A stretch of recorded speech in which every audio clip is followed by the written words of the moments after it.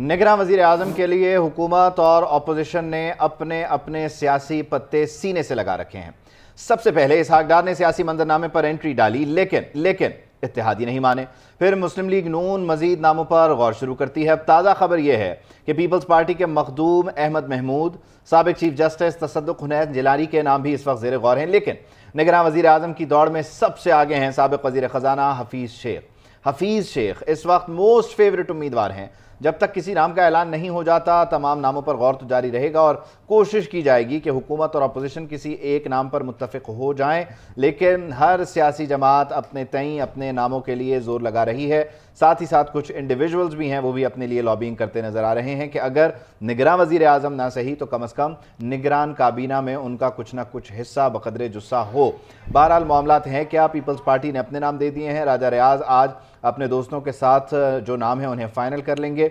दूसरी तरफ सूरत हाल ये है कि हुकूमत ने भी, जो हुकूमत की बड़ी सियासी जमात है मुस्लिम लीग नून, उसने भी अपने नामों से मुतालिक मुशावरत शुरू कर रखी है। अभी एक लेटेस्ट अपडेट हमारे पास ये है कि army chief general Asim Munir का खैबर पख्तूनख्वा के ग्रैंड जरगे से खिताब। ISPR के मुताबिक आर्मी चीफ का कहना था कि फौज और सिक्योरिटी के तमाम इदारे और पाकिस्तान की अवाम एक हैं। जो लोग अमन को बर्बाद करना चाहते हैं वो हम में से नहीं है। पाकिस्तानी फौज शोहदा की फौज है जिसका नारा है ईमान, तकवा और जहाद फी सबीलिल्लाह। हम आप में से हैं और आप हम में से हैं। पाकिस्तान रियासत मदीना के बाद कलमे पर बनने वाली दूसरी रियासत है। दुनिया की कोई ताकत पाकिस्तान का कुछ बिगाड़ नहीं सकती। अगर मुज़ाकरात हुए तो किसी गिरोह या जत्थे से नहीं होंगे। जनरल आसिम मुनीर का कहना था कि इस्लाम सलामती और अमन का दीन है। जिन्होंने इस दीन को दहशतगर्दी की भेंट चढ़ाया उनको जवाब देना पड़ेगा। ग्रैंड जरगा हुआ है खैबर पख्तूनख्वा में और इस सिलसिले में army chief general Syed Asim Munir वहाँ पर मौजूद थे। आप ये कुछ मनाजिर भी अपनी टेलीविजन स्क्रीन पर देख सकते हैं। जो जरगे के शुरका थे, अमायदीन से आर्मी चीफ ने खिताब किया है। इस मौके पर उन्होंने कहा कि पाकिस्तानी फ़ौज शहदा की फ़ौज है जिसका नारा ईमान, तक़वा और जिहाद फ़ी सबीलिल्लाह है। हम आप में से हैं और आप हम में से हैं। फ़ौज और सिक्योरिटी के तमाम इदारे पाकिस्तान के अवाम एक हैं। जो लोग अमन को बर्बाद करना चाहते हैं वो हम में से नहीं हैं। पाकिस्तानी फ़ौज शहदा की फ़ौज है। जो लोग दीन इस्लाम का नाम लेकर दहशत फैलाते हैं वो हम में से नहीं हैं, वो खारजी हैं। सिद्दीक साजिद नुमाइंदा खुसूसी हमारे साथ मौजूद हैं, उनसे मजीद बात करते हैं, तफसीलात जान लेते हैं। सिद्दीक, आगाह कीजिएगा, आर्मी चीफ ने ग्रैंड जरगा में शिरकत की, क्या तफसील बताई जा रही है इसके ISPR की जानिब से?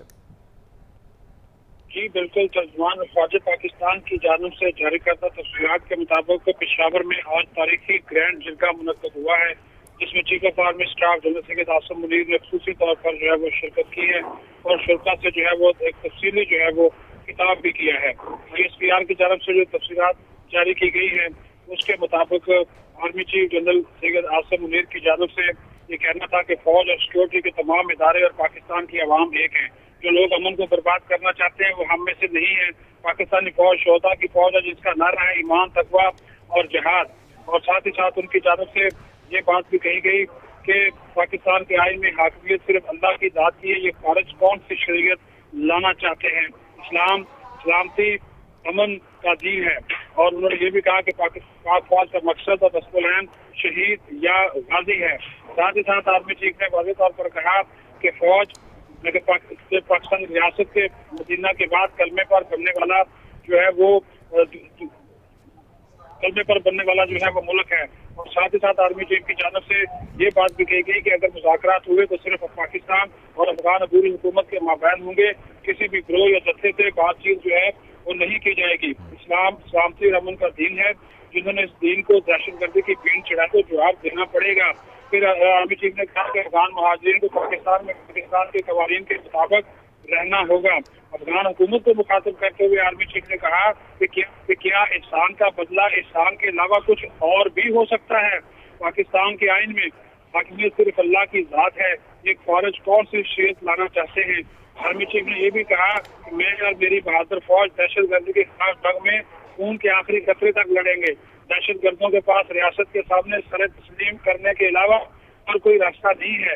हम अल्लाह के रास्ते में जहाद कर रहे हैं और कामयाबी हमारी होगी। पाक फौज का जो मकसद और मसबूल ऐन वो शहीद या गाजी है। उन्होंने ये भी कहा कि KP पुलिस एक शानदार फोर्स है और इसकी बेगुनाह कुर्बानियां हैं। और उन्होंने कहा कि हुकूमत पाकिस्तान की मंजूरी के बाद कबाइल के इंतजाम के मसाइल के हल के लिए एक सेक्रेटेरिएट कायम किया जाएगा।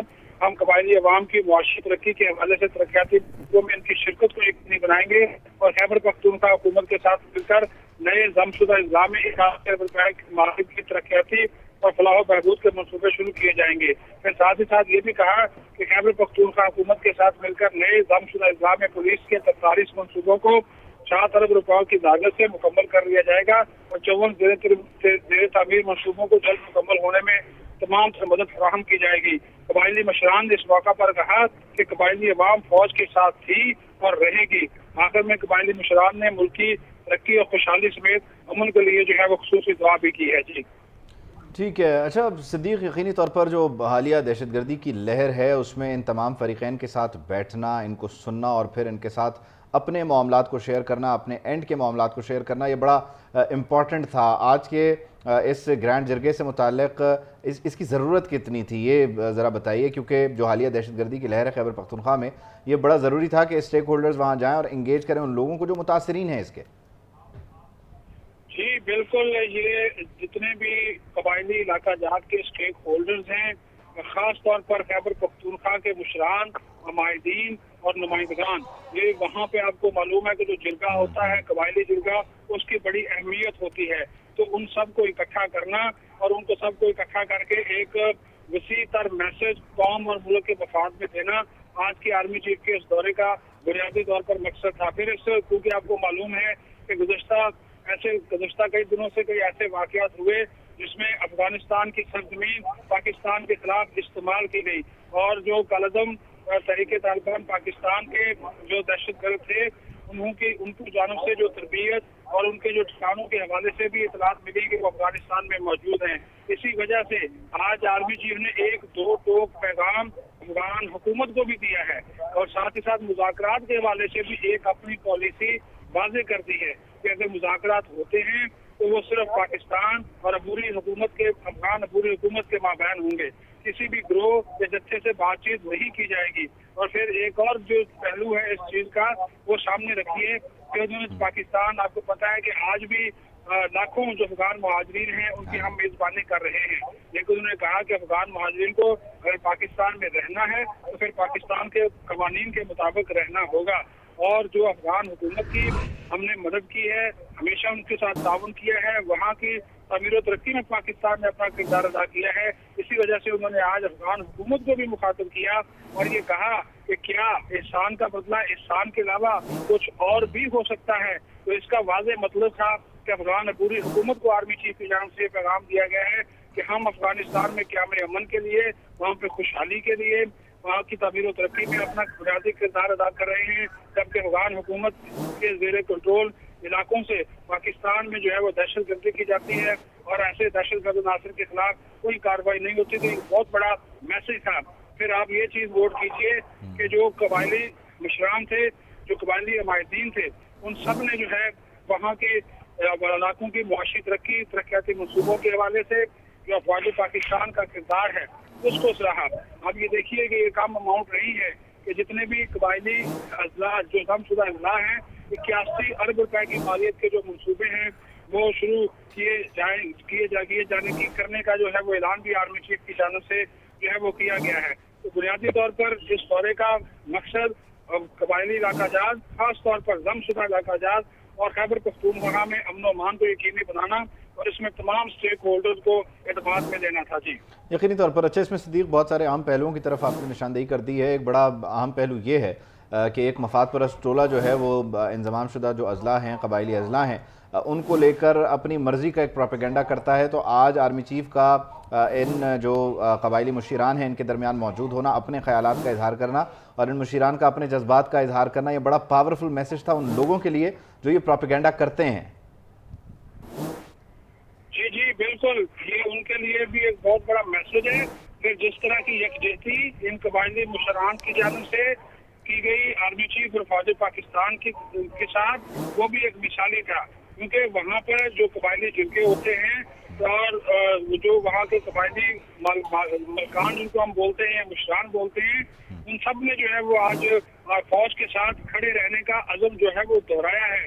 और आर्मी चीफ की और वहाँ की जो कमांडर्स हैं उनकी और पूरी उनकी जो टीम है उसकी भी उन्होंने जो है वो तारीफ की है। इसी वजह से आज पेशावर में बैठकर आर्मी चीफ ने वाज़ेह तौर पर मैसेजेस दिए हैं उन कुव्वतों को, उन अनासर को जो पाकिस्तान के खिलाफ, खास तौर पर खैबर पख्तूनख्वा में अमन के खिलाफ जो कुव्वतें काम कर रही हैं, उनको वाज़ेह और दो टोक पैगाम दिया गया है। और कबायली मुसलमान और अमायदीन को साथ बिठाकर ये पैगाम देने का बुनियादी मकसद यही था कि हम सब जो हैं वो अमन के लिए, खुशहाली के लिए और तकरीर और तरक्की के लिए एक हैं।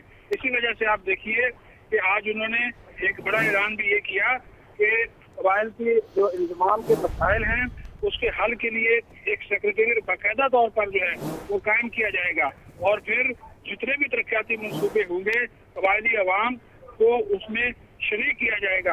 और यही उनका सबसे बड़ा मुतालबा था कि जो कबायली अवाम है, मुसलमान हैं, उनको जो है उस प्रोसेस में शामिल किया जाए जो तमीर और तरक्की का है, ताकि उनके इलाकों के लोगों को बराह रास्त जो है वो उसका फायदा हो।